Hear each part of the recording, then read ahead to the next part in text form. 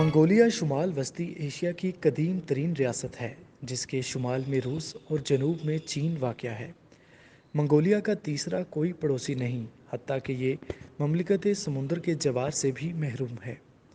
اس ریاست کا کل رقبہ 4 لاکھ مربع میل سے کچھ زائد ہے۔ وسیع و عریض صحرا، اونچے اونچے پہاڑ، سطح مرتفعی سرزمین اور جنگلات سے بھرا یہ ملک نسبتاً سرد آب و ہوا سے معمور ہے۔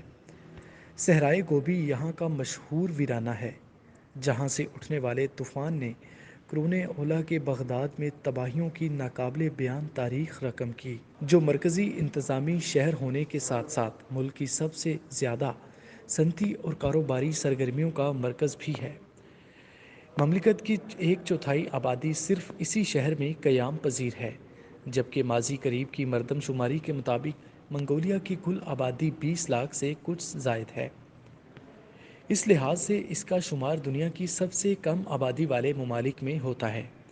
تاہم 20ویں صدی کے وسط کے بعد سے یہاں کی آبادی میں بڑھوتری دیکھنے کو ملی ہے۔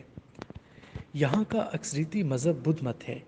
منگولیا نے وسطی اور جنوبی ایشیا کو بہت سے حکمران خاندان دیے، گویا یہ ایک تاریخ ساز سرزمین ہے جہاں کے سپوتوں نے صفحۂ ارضی پر اپنی مادر وطن کے نام کو خداداد صلاحیتوں کے قلم سے سنہرے حروف میں رقم کیا۔ تاریخی منگولیا کا علاقہ اب سیاسی طور پر 2 حصوں میں تقسیم ہو چکا ہے۔ ایک حصہ چین کے زیر انتظام ہے جسے منگولیا داخلی کہتے ہیں، دوسرا آزاد ریاست کے طور پر دنیا کے نقشے میں موجود ہے۔ منگولیا خارجی یا صرف منگولیا کہا جاتا ہے۔ ایک زمانے میں یہ علاقہ منچوریا اور ہنگری کے درمیان انسانی ہجرت کی بہت بڑی گزرگاہ رہا ہے۔ تاریخ دان حضرت منگول کو ایک نسل کے نام سے جانتے ہیں، لیکن در حقیقت یہ بہت سی نسلوں کی سرزمین ہے۔ تاہم زبان ایک ایسا جوڑ ہے جس نے ان سب کو ایک ہی تسبیح میں پرو رکھا ہے، جبکہ تاریخی اور تہذیبی روایات کا مجموعہ بھی اس زبان اور علاقے کے لوگوں کے درمیان دوسری اہم قدرے مشترک ہے، کے باعث بظاہر دیکھنے سے یہ لوگ ایک ہی قوم محسوس ہوتے ہیں، مگر بھی تہذیبی یلغار ان لوگوں سے ان کے لباس، قیام و طعام، طور و اطوار اور تمدن معاشرت میں ان کی پہچان نہیں چھین سکی۔ حقیقت یہی ہے کہ جو اقوام تاریخ کے اندھیروں میں بھی اپنی شناخت کو جبڑوں سے پکڑے رکھتی ہے، ان پر تابناک مستقبل کا سورج ایک بار پھر مہربان ہو جاتا ہے، اور جو قومیں روشن ایام میں اپنے ماضی کو فراموش کر دیں، وہ تہذیب و ثقافت میں بھی دوسروں کی مکروس ہو جاتی ہیں اور انہیں تاریخ کے دھارے ہمیشہ کے لیے کتابوں میں دفن کر دیتے ہیں۔ منگول اقوام بانی نسل کے قبائل میں سے ہے جن کے ڈانڈے چینی سرزمین سے ملتے ہیں۔ بان نسل کے قبائل کا سراغ وسطی ایشیا کے علاقے میں 1 صدی قبل مسیح کے دوران ملتا ہے، جب انہوں نے یہاں ایک طاقتور ریاست کی بنیاد بھی رکھی تھی۔ 13ویں صدی کے آغاز میں یہاں ایک بار پھر منگول اقوام کی واحد ریاست وجود میں آئی، جس کی بنیاد قبائلی روایات پر مبنی تھی۔ بہت جلد اس ریاست کے حکمرانوں نے وسطی ایشیا کے ساتھ ساتھ چین اور روس کے بھی وسیع و عریض علاقوں پر قبضہ کر لیا۔ تاریخ میں اس ریاست کے حکمرانوں نے اچھی اور بہری شہرت میں بہت نام کمایا۔ بہرحال عروج کے بعد امتداد زمانہ غالب آیا اور یہاں زوال کے اندھیرے چھانے لگے، اور پھر دیکھتے ہی دیکھتے بہت جلد پڑوسی ممالک کے بادشاہ یہاں قابض ہو گئے۔ 11 جولائی 1921 کو منگولیا کے حصے کو آزادی مل گئی۔ آزادی کے فوراً بعد منگولیا نے اپنی راہ و رسم روس سے بڑھا لی۔ ظاہر ہے ایسے میں تنہا پرواز تو ممکن ہی نہیں تھی، جبکہ دنیا کو مغربی تہذیب نے تباہی کے اس دہانے پر لا کھڑا کیا کہ کوئی ملک دوسرے کا خیر خواہ نہ ہو سوائے مفادات کے۔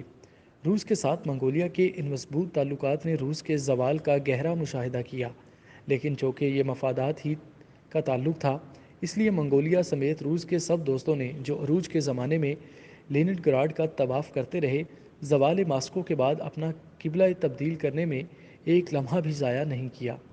منگولیا نے سیاسی نظام، معاشی تنظیم سازی اور تکنیکی رہنمائی سمیت ہر میدان میں روسی نواز اشتراکی نظام کو اپنایا، حتیٰ کہ اپنی زبان کے حروف تہجی بھی روسی زبان سے مستعار لیے۔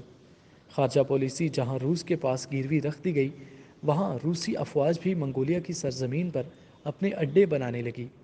عام طور سے پہاڑی لوگ کسی کی غلامی قبول نہیں کرتے، اس لیے مسلمان مجاہدین کی مسائی جمیلہ کے باعث جب لینن کے بلند و بالا ماسکو کے سب سے بڑے چوراہے پر کرین سے اٹھا زمین پر پٹک کر چور چور کر دیا تو منگولیا کی عوام نے بھی غلامی کا طوق اپنی گردن سے اتار پھینکا اور ایک بار پھر منگولیا کے تعلیمی اداروں میں اپنی روایتی حروف تہجی میں تعلیم دی جانے لگی۔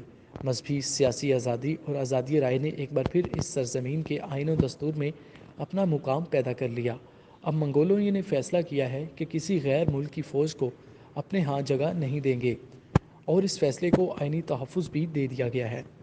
روس کے زوال کے بعد منگولیا کی معیشت نے بڑے برے دن دیکھے۔ ان کی داخلی اور بین الاقوامی معیشت کے پیمانے بری طرح متاثر ہوئے، لیکن اس قوم کے پاس مخلص قیادت موجود تھی، ایک ایسی قیادت جس کی اولاد زر، مال اور جائیداد سب کچھ اپنے مادر وطن میں ہی تھا۔ لہٰذا قوم نے بہت جلد ان سخت حالات پر قابو پا لیا اور تب سے اب تک منگولیا کی ترقی کا گراف بہت تیزی سے، نہ صحیح پھر بھی ایک مخصوص رفتار سے بلندی کی طرف گامزن ہے۔ دارالحکومت سمیت ملک کے تمام شہروں میں مسلمان موجود ہیں۔ 1222 اور 1254 کے دوران یہاں 2 مساجد تعمیر کی گئیں۔ شاید منگولیا میں یہ اسلام کا آغاز تھا۔ 1330 کے بعد یہاں 3 یا 4 مسلمان خاندانوں نے بھی حکومت کی۔ مسلمانوں کی شرح پیدائش میں بڑھوتری کے باعث یہاں مسلمانوں کی تعداد میں بہت اضافہ ہوا، لیکن روس کی شکست کے بعد بہت سے قازق جب اپنے وطن لوٹ گئے تو مسلمانوں کی تعداد میں ایک دم کمی واقع ہو گئی۔ یہ گزشتہ صدی کے آخر کی بات ہے، لیکن اس کے بعد جب سے آئین میں آزادی رائے اور مذہبی آزادی کی ضمانت دی گئی، تب سے مسلمانوں کی تعداد میں مسلسل اضافہ ہو رہا ہے اور مسلمانوں سمیت سب افراد کو اپنی مذہب کے مطابق زندگی گزارنے کی مکمل آزادی ہے۔